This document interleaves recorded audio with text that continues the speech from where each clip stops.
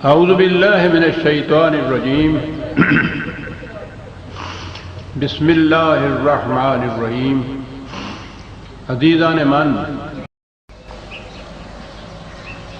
انہوں نے یہاں آنے کے بعد، یعنی جنہوں نے وہاں اتنی مخالفت کی تھی پاکستان کی کہ ضرورت ہی نہیں ہے، یہاں آنے کے بعد وہ سب ادھر آ گئے پاکستان میں اور مطالبہ کیا کہ پاکستان اسلام کے نام پہ لیا گیا ہے، اس لیے یہاں اسلامی قوانین نافذ ہونے چاہیے، اور وہ تو ہم ہی جانتے ہیں اسلامی قوانین کیا ہوتے ہیں، تم کون کیا جانو مغرب زدہ، اس لیے ہمارے ہاتھ میں دو اقتدار اور قانون سازی کا اقتدار۔ یہ اعلان یہاں آ کے کیا، یہ مطالبہ یہاں آ کے کیا۔ ان سے کہا یہ گیا کہ آپ حضرات تو دو ملا مل کر، دو علماء مل کر ایک جیسی نماز نہیں پڑھ سکتے، تو ایک مملکت کے لیے قوانین بنانا جن کا اطلاق تمام مسلمانوں کے اوپر یکساں ہو۔ یاد رکھیے، قانون مملکت کا وہی ہوتا ہے جس کا اطلاق تمام مملکت کے افراد پہ یکساں ہوتا ہے، الگ الگ فرقوں کے لیے الگ الگ قانون نہیں ہوتا۔ ان سے کہا گیا کہ آپ کے تو الگ الگ فرقے ہیں اور اتنا اختلاف ہے ایک کا دوسرے کے ساتھ، جیسا میں نے ابھی عرض کیا کہ کوئی ایسا شخص جو آپ کی طرح ہاتھ سینے پہ نہیں باندھتا، آپ کی مسجد میں نماز پڑھتا ہے تو آپ اس فرش کو اکھڑوا دیتے ہیں، تو مملکت کے لیے قانون کیسے بنے گا؟ انہوں نے کہا کہ نہیں صاحب، ہمارے خلاف اختلافات کی آڑ لے کے بہانہ بنایا جاتا ہے، ہم بنائیں گے۔ اچھا جی، انہوں نے ایک اپنی کانفرنس کی تھی۔ ہمارے ہاں عزیزان من یہ تاریخ بھی محفوظ نہیں، کیا مصیبت ہے۔ بہرحال کبھی خدا توفیق دے تو طلوع اسلام کی آپ فائل پڑھیے، اس میں مل جائے گی یہ تاریخ، پہلی بھی ملے گی اور یہ بھی ملے گی۔ انہوں نے یہ کانفرنس کی 51 میں، اور اس میں یہ مختلف فرقوں کے تمام علماء کو اکٹھا کر کے یہ فیصلہ کیا کہ پاکستان کا قانون کتاب و سنت کے مطابق بنے گا، اور کہہ دیا کہ اس پہ ہم سب فرقے کے علماء نے، نمائندوں نے دستخط کر دیے ہیں، دیجئے، متفق ہو گئے ہم۔ میں نے ان سے کہا کہ صاحب یہی تو وہ نزاع کی بات ہے کہ جس سے آپ متفق کہہ رہے ہیں، اسی سے تو اختلاف ابھرنے ہیں۔ کتاب تو آپ نے درمیان میں لانی نہیں ہے، وہ تو برائے وزن بیعت ہے۔ جسے آپ سنت کہہ رہے ہیں وہ تو ہر فرقے کی الگ الگ ہے۔ اس سنت کی روح سے آپ یہ نہیں طے کر پائے کہ رمضان میں تراویحوں کی رکعت 8 ہے یا 20 ہے، ایسی محسوس ہے۔ مملکت کا قانون متفق علیہ یہ نہیں بنے گا۔ اور آپ کو معلوم ہے نا، وہ مجھے منکر سنت، منکر حدیث، یہ سب کچھ جو ہوا یہاں آنے کے بعد بھی، وہ اسی لیے تھا کہ یہ دکھتی ہوئی رگ تھی جو میں نے یہ پکڑی کہ یہ نہیں بن سکے گا۔ 20 سال تک یہ پروپیگنڈا ہوتا رہا کہ یہاں کی حکومتیں اسلامی قانون بنانے کے معاملے میں دیانتدار ہی نہیں ہیں، اور کہتی جا رہی ہیں کہ تمہارے یہ اختلافات جو ہیں ان کی روح سے تو یہ مٹ ہی نہیں سکتی، یہ بن ہی نہیں سکتا۔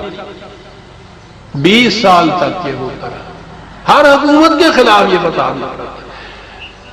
یہ ریزولوشن جو پاس کیا تھا اس میں سر فہرست دستخط کرنے والوں میں سید ابوالعلا مودودی علیہ الرحمہ بھی تھا۔ 20 سال کے بعد اس نے، مرحوم نے خود یہ اعلان کیا کہ کتاب و سنت کی بنا پر کوئی ایسا ضابطۂ قوانین نہیں بن سکتا جسے تمام فرقوں کے یہ مسلمان متفقہ طور پر اسلامی تسلیم کرنے۔ غور فرمائیے آپ، کوئی پوچھنے والا نہیں۔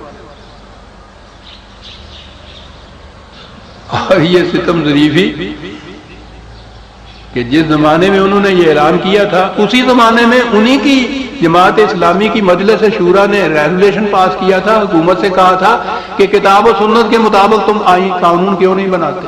وہ کہہ رہے ہیں امیر جماعت کے بن نہیں سکتا، مجلس شورا ریزولوشن پاس کر دیا کہ بناتے کیوں نہیں ہو؟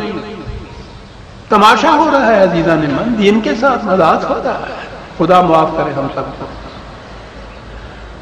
اب جو کچھ ہو رہا ہے، قانون جس قسم کا بن رہا ہے آپ دیکھ رہے ہیں۔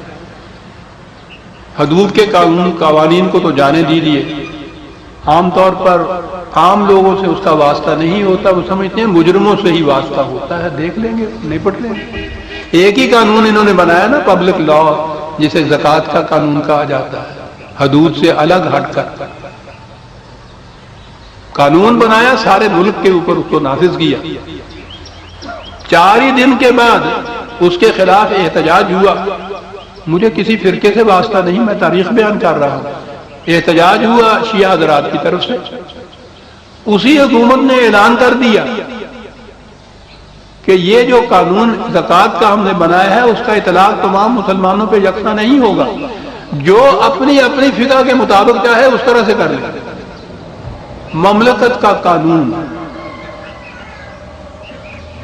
اپنی اپنی فقہ کے مطابق کر، آزادی ہے، البتہ ایسے لوگوں کو آزادی نہیں جو قرآن کے مطابق تعمیل کرنا چاہیں۔ لکھ کے بھیج دیا انہوں نے یہ کہ انہیں آزادی نہیں ہے، اپنی اپنی فقہ، میں کہہ یہ رہا تھا، اب اپنی اپنی فقہ کے مطابق 20 طریقوں سے وہ زکوٰۃ کا قانون جو ہے اس پہ عمل ہو۔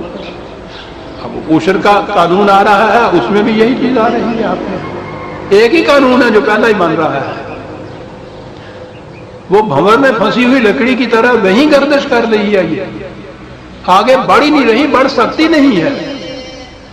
یہ میں نہیں کہہ رہا، مجلس شورا کے صدر محترم خواجہ صفدر صاحب نے فرمایا ہے، میرے دل میں ان کا احترام ہے، بس یہ انسان بہت عمدہ آدمی ہے، معاف رکھیے گا مجھے گلے میں کھانسی آ گئی۔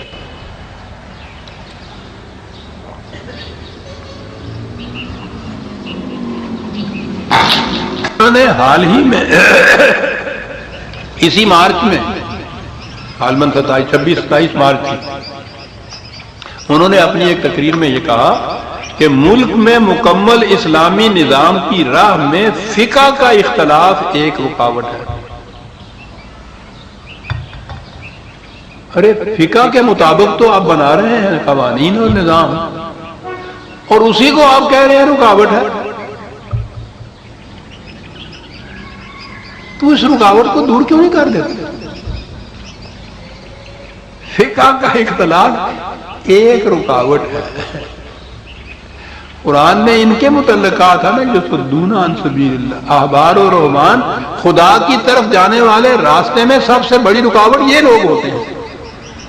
اعتراف ہو رہا ہے خود ان کی طرف سے، مجلس شورا میں یہ مسودات جو ہے زیر بحث آتے ہیں، اس مجلس شورا کے صدر وہ اعلان فرما رہے ہیں کہ اس کی راہ میں فقہ کا اختلاف ایک رکاوٹ ہے، ان اختلافات کو ختم کرنے کی کوششیں کی جا رہی ہیں، ان اختلافات کو ختم کیے بغیر ملک میں اسلامی نظام کا نفاذ حماقت ہوگی۔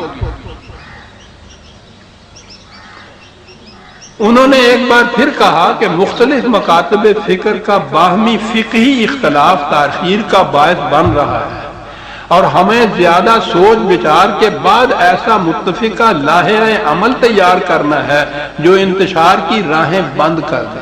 فقہ کے مطابق قانون بنا،